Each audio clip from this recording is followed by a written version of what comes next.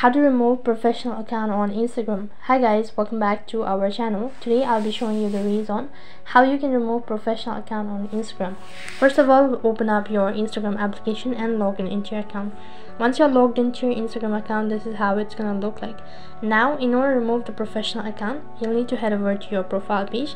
After that, tap on the try bar icon from the top right hand side corner. Once you tap on the try bar icon, right at the bottom you can see a menu page. So from there you need to click on settings and privacy.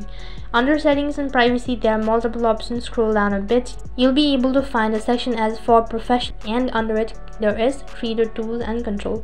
Tap on it, scroll down right to the bottom, go to switch account type. After that, you'll need to select whether you want to switch it to business account or personal account. Select either one of it and click on the button.